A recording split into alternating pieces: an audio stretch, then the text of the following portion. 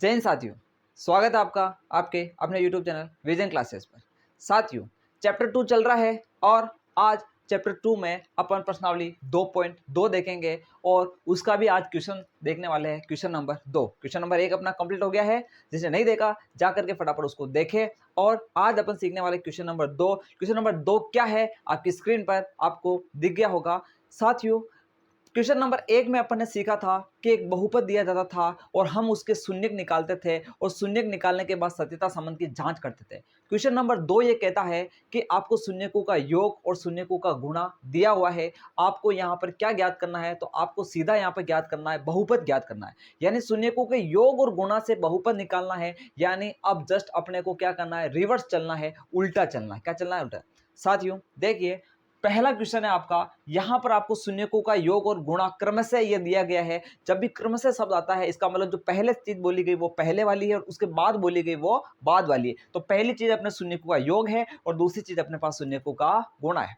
साथियों, इस सवाल को करने के दो तरीके हैं। कितने तरीके हैं? दो तरीके हैं। मैं आपको सबसे पहला तरीका समझाता हूं। वो एक सूत्र है। क्या है? सूत्र है। पहले सूत्र से चलेंगे और फिर अपना जो बेसिक होता है उससे अपन इस चीज को करने का प्रयास करेंगे। देखिए सूत्र क्या कहता है, सूत्र को समझने का प्रयास करते हैं।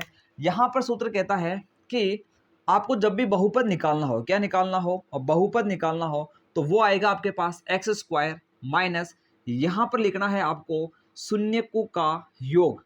शून्यकों का योग क्या लिखना है साथियों? शून्यकों का योग लिखना है और उसको गुणा x से कराना है और प्लस फिर आता है आपके पास शून्यकों का गुणा। क्या आता है साथियों? शून्यकों का गुणा। That's all. ये आपको पता होना चाहिए। यानी यहां पर आपको शून्यकों का योग लिखना है और यहां पर आपको शून्यकों का गुणा लिखना है और आपको फाइनली बहुपद मिल जाएगा। जनरली इस तरीके को अपन जो एमसीक्यू प्रश्न होते हैं वहां पर इसको ऐसे बोल दिया जाता है कि ये आपके शून्यकों का योग और गुणा इतना है तो बहुपद निकालो, तो फटाफट निकालने का तरीका ये है। लेकिन थोड़ा बड़ा प्रश्न हो तो उसमें कैसे करना है वो भी मैं आपको बताऊंगा। तो सबसे पहले यहां पर इसको अपन आगे बढ़ाते हैं। तो यहां देखना साथियों, दे रखा आपको एक्स स्क्वायर की जगह मैं लिखूंगा एक्स स्क्वायर माइनस शून्यकों का योग। ये कितना दे रखा आपको? 1/4। तो ये आ जाएगा आपके पास साथियों 1/4 और उसके साथ आ जाएगा x। फिर आ रहा साथियों प्लस प्लस शून्यकों का गुणा। तो शून्यकों का गुणा में आएगा साथियों 1/4। सॉरी, शून्यकों का गुणा आपको दे रखा माइनस है। कितना दे रखा साथियों? -1 दे रखा। ये आपके पास योग है साथियों और ये आपके पास गुणा। ऐसा सवाल में दिया गया है। सवाल को ध्यान से देखें, उसमें दे रखा है। तो ये अब देखो प्लस माइनस क्या हो जाएगा? तो माइनस हो जाएगा, सिंपल सा। तो इसको मैं ऐसे लिख सकता हूं, यहां पर देखना, इसको मैं बहुपद यहां पर आ जाएगा फाइनली मेरे पास एक्स स्क्वायर माइनस 1/4 एक्स और प्लस माइनस -1 हो जाएगा और ये मुझे बहुपद मिल गया है। साथियों ये फाइनली अपने को क्या मिल गया है? बहुपद मिल गया। इसको अपन चाहे तो थोड़ा आगे सोल्व कर सकते हैं। कैसे कर सकते हैं? तो आपको यहाँ पर कुछ नहीं करना है। इस 4 को क्या करो साथियों, इसके बटा में मैं क्या मान सकता हूँ? 1। इसके बटा में क्या मान सकता हूँ? 1। तो अगर इसको सोल्व करूँ तो 1 4 1 का एलसीएम कितना होता है? तो 4 होता है। तो सिंपल सा तरीका बताता हूँ आपको, एलसीएम एलसीएम लेने की कोई आवश्यकता नहीं है। आप तो सीधा ऐसा करो साथियों, या एक वेग कुछ नहीं लिखना आपको। 4 को 1 से गुणा करो, कितना आएगा? 4x स्क्वायर आएगा। माइनस क्या है? तो माइनस आ जाएगा आपके पास 1 आ जाएगा। माइनस क्या आ जाएगा? -1 x हो जाएगा ये आपके पास। और यहाँ पर हो जाएगा 4 को माइनस से गुणा करोगे तो आ जाएगा -4। क्या आ जाएगा साथियों? -4 आ जाएगा। और फाइनली आपको यहाँ पर ये मिल चुका है बहुपद। और बटा में क्या चल रहा है साथियों? ओवरऑल आपके बटा में चल रहा है 4। क्या चल रहा है? 4 चल रहा है। ठीक है, तो ये फाइनली ये अपना था अपना पहला तरीका कि अपन किस प्रकार से शून्यकों के योग और गुणा से अपन बहुपद ज्ञात कर सकते हैं। तो सूत्र याद रखना है और कुछ भी नहीं करना पड़ रहा था अपने। इसके अंदर शून्यकों के योग की जगह शून्यकों का योग लिख रहे थे और गुणा की जगह गुणा लिख रहे थे और अपन जो एलसीएम आ रहा था उसको लास्ट में नेगलेक्ट कर रहे थे। अगर यहाँ पर बटा की संख्या नहीं होगी तो एलसीएम नहीं आएगा और यहाँ बटा की संख्या थी तो एलसीएम आया था। ठीक है, और एलसीएम को अपने को नेगलेक्ट करना है और फाइनली अपने पास आंसर आ गया है। अब देखिए साथियों, अपन आगे बढ़ते हैं और अपन उस दूसरे तरीकों को जानने का प्रयास करते हैं जिसके अंदर अपन किस प्रकार से जो अपन ने बेसिक पढ़ा था उसके माध्यम से अपन क्या कर सकते हैं कि अपन बहुपद को ज्ञात कर सकते हैं। तो उस तरीके को समझना, इसको मैं यहाँ पर क्लियर कर रहा हूँ, आप इसको अच्छे से नोट कर सकते हो, इसको स्क्रीनशॉट ले सकते हो। अपन आगे बढ़ते हैं।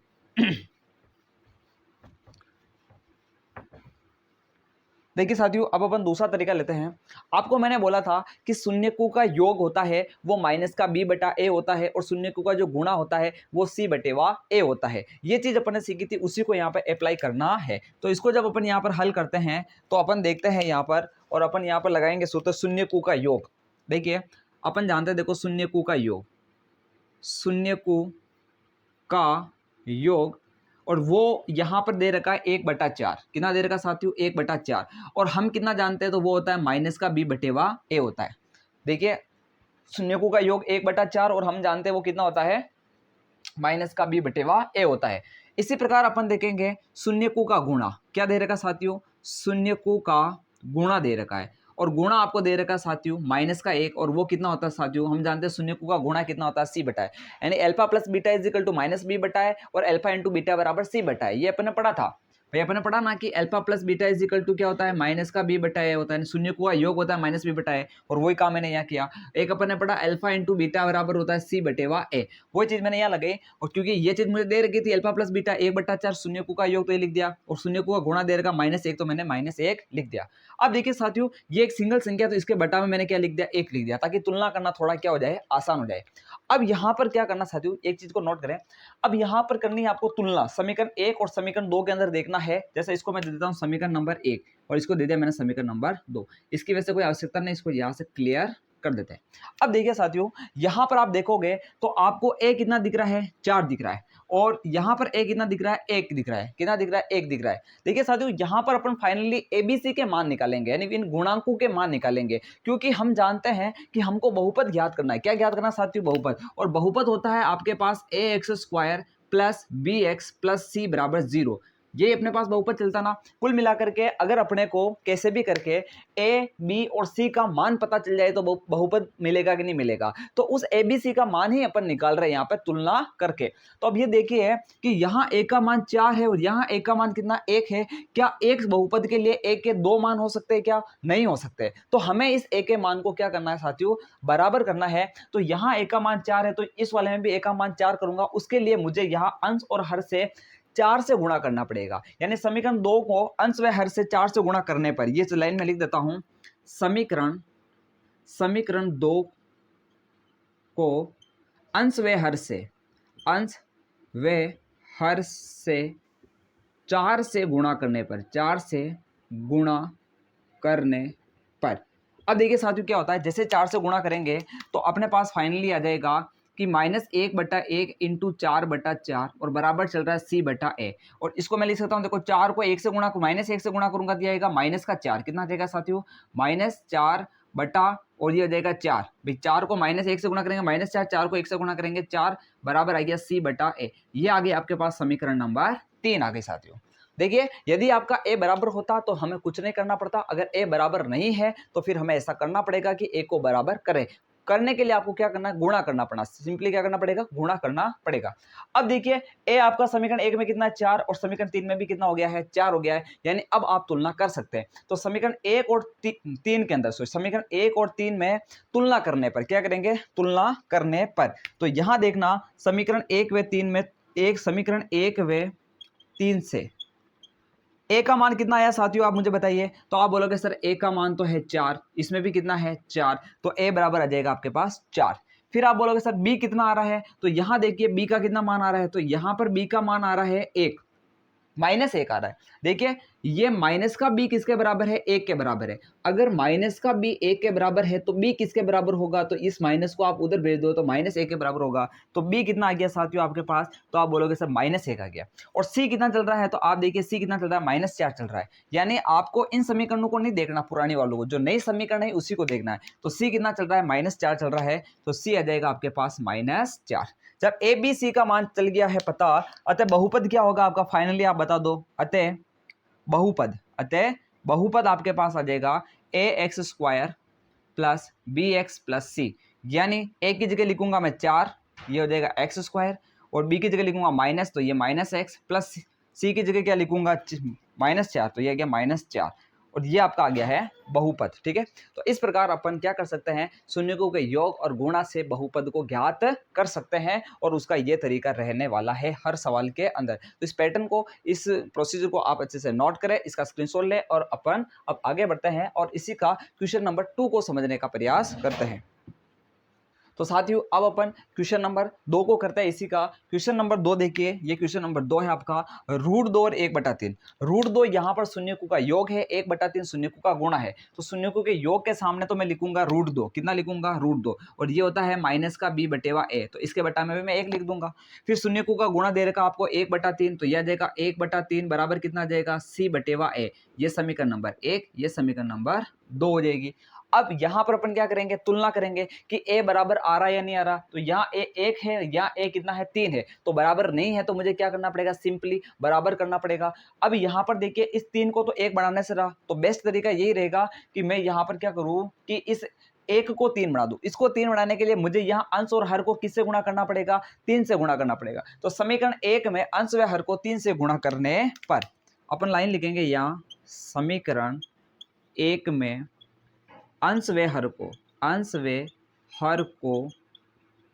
3 से गुणा करने पर। अब देखिए जस्ट गुणा करते हैं अपन, समीकरण 1 कहाँ रही, ये रही। तो यहाँ देखना ये हो जाएगी √2/1, इसको मैंने गुणा कर दिया 3 और 3 से गुणा कर दिया आंसर, और उधर क्या चल रहा है आपके माइनस का b/a चल रहा है, ठीक है। अब देखो 3 को √2 से गुणा करेंगे दिया जाएगा 3 √2 हो जाएगा, और 3 को 1 से गुणा करेंगे दिया जाएगा आपके पास 3, और दिया जाएगा माइनस का b/a। इसको दे दो आप समीकरण नंबर 3 दे दो, ठीक है। ये समीकरण नंबर कौन सी आ गई, 3। अब यहाँ पर आप 3 को 3 से मत काट देना, बाकी वही चीज आ जाएगी, फिर गुणा करने का क्या मतलब रहा, ठीक है। तो अब अपन करते हैं तुलना। अब तुलना किसमें करेंगे, समीकरण 1 और 3 में। अब अपने को 2 से मतलब नहीं है, 2 से मतलब नहीं, क्योंकि 2 से अपना काम नहीं हो रहा था, तभी अपन समीकरण 3 लेकर गए। तो अब बात करते हैं समीकरण 1 और 3 से यहाँ लिखते हैं अपन समीकरण 1 व 3 से। अब देखिए समीकरण 1 और 3 से क्या निष्कर्ष आता है, a बराबर कितना है बताइए। तो a बराबर आपके पास इसमें कितना चल रहा है, सॉरी समीकरण 1 और 3 से देख रहे हैं, 1 और 3 से नहीं देखना, अब 2 व 3 से देखेंगे। किसे देखेंगे, 2 व 3 से देखेंगे, समीकरण 2 व 3 से, ठीक है ना। चूंकि 1 से अपना काम नहीं बन रहा था, चूंकि a इसमें 3 था, इसमें 1 था, तो इसको अपने अलग कर दिया और अपन ने a बराबर कर दिया 3। तो a इसमें भी 3 है, a इसमें भी 3 है, तो अपने को समीकरण 2 और 3 में देखना, जिसमें a बराबर होता है उन्हीं समीकरणों में देखना है। तो यहाँ a बराबर आ जाएगा आपके पास 3, ठीक है। फिर अपन देखते हैं b। यहाँ देखिए माइनस बी किसके बराबर है, 3 √2 के। देखिए माइनस बी बराबर है 3 √2 के, लेकिन क्या हमें माइनस बी का मान चाहिए, नहीं, हमें चाहिए बी का मान। तो बी बराबर हो जाएगा, माइनस को उधर भेज दो, तो माइनस का 3 √2। गलती यही होती है कि अपन क्या देखते हैं कि बी का मान तो 3 √2 है, और हम क्या क्या लिख देते हैं, बी का मान 3 √2 ही लिख देते हैं, और ये गलत है। यहाँ पर माइनस बी का मान 3 √2 है, हमें बी का मान चाहिए, तो इस माइनस को उधर भेजना पड़ेगा, यानी बी का मान आएगा आपके पास -3 √2। इस चीज को समझे, तो यहां से आपके पास बी का मान आ गया माइनस का 3 √2। अब देखिए बी आ गया। सी देखो, सी कितना चल रहा है, तो यहाँ 1 चल रहा है, सी कितना चल रहा है, 1 चल रहा है, तो सी आ जाएगा आपके पास 1। अतः बहुपद क्या बना आपके पास, देखिए अतः बहुपद बहुपद क्या होता है, तो वो होता है देखिए ax² plus bx plus c होता है। तो a की जगह कितना लिखूंगा साथियों, 3 लिखूंगा, तो ये हो जाएगा 3x²। b की जगह लिखूंगा -3 √2, ये हो जाएगा -3 √2x प्लस c की जगह लिखूंगा 1। और ये आपका पास क्या आ गया साथियों, बहुपद आ गया है, यानी शून्यकों के योग और गुणा से अपन ने क्या निकाल लिया, फाइनली बहुपद का मान निकाल लिया है, ठीक है साथियों। तो इसका अच्छे से स्क्रीनशॉट ले और इसको अच्छे से नोट करें। आपको दिख नहीं रहा होगा, इसको मैं थोड़ा एडजस्ट कर लेता हूँ। तो आपको फाइनल मिला था 3x² -3 √2x प्लस 1। इसको अच्छे से नोट कर ले, स्क्रीनशॉट ले ले। अब अपन आगे बढ़ते हैं, और अब अपन देखते हैं क्वेश्चन नंबर 3।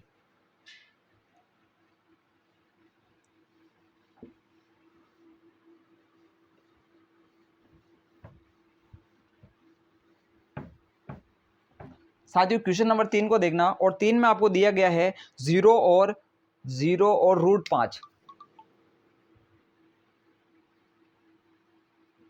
ठीक है। तो 0 और √5 दिया गया क्वेश्चन नंबर 3 के अंदर, और उसको देखते हैं इसमें क्या करना है। तो शून्यकों के योग की जगह लिखूंगा साथियों मैं 0, कितना लिखूंगा 0, और शून्य के गुणा की जगह मैं लिखूंगा √5। अब ये क्या होता है, तो ये होता है -b/a, और ये क्या होता है, तो c/a होता है। तो इसके बटा में भी 1, इसके बटा में भी 1 लिख दो। अब मुझे बताओ, यहाँ भी a1 है, यहाँ भी a1 है, तो हमें कोई गुणा करने की आवश्यकता है क्या? अब कोई गुणा करने की आवश्यकता नहीं, अब डायरेक्ट तुलना करो आप। तो अपन लिखेंगे, इसको दे दो समीकरण 1, इसको दे दो समीकरण नंबर 2। तो समीकरण 1 व 2, समीकरण 1 व 2, समीकरण 1 व 2 से a कितना आ रहा है मुझे बताओ। तो a आ जाएगा आपके पास 1, b कितना आ रहा है। अब देखिए यहाँ पर b कितना आ रहा है, 0, कितना आ रहा है, 0, क्योंकि माइनस को भी भेजोगे तो -0 भी कितना होता है, 0 होता है, तो b कितना हो गया, 0, और c बराबर हो गया आपके पास √5। अतः बहुपद अपन लिखेंगे, अतः बहुपद क्या बना आपके पास, देखो बहुपद बना आपके पास साथियों ax² plus bx plus c। इसमें वैल्यू पुट करो आप, देखो फाइनली मिल गया बहुपद। a की जगह लिखो 1, तो x², 1 लिखना जरूरी नहीं है। फिर लिखो ये bx, b की जगह लिखोगे 0x, तो ये हो जाएगा 0x प्लस c की जगह लिखोगे √2, तो ये आ जाएगा √2। 0x का मतलब तो क्या होता है, 0 होता है, तो इसको भी नहीं लिखेंगे तो चलेगा, तो ये आ जाएगा x² प्लस √2। ये आपका पास फाइनली क्या मिल गया साथियों, बहुपद मिल गया है। यानी हमने क्वेश्चन नंबर 3 को भी यहाँ पर कंप्लीट कर दिया। ये साथियों क्वेश्चन नंबर कौन सा था, 3 था, ठीक है। इसको आप अच्छे से नोट करें और अच्छे से इसको प्रिपेयर करें। अब अपन आगे बढ़ेंगे और अपन क्वेश्चन नंबर 4 को देखते हैं साथियों। क्वेश्चन नंबर 4 को देखते हैं, इसको आप अच्छे से क्लियर कर नोट कर लेना, और अपन बढ़ते हैं अब आगे और क्वेश्चन नंबर 4 को देखते हैं।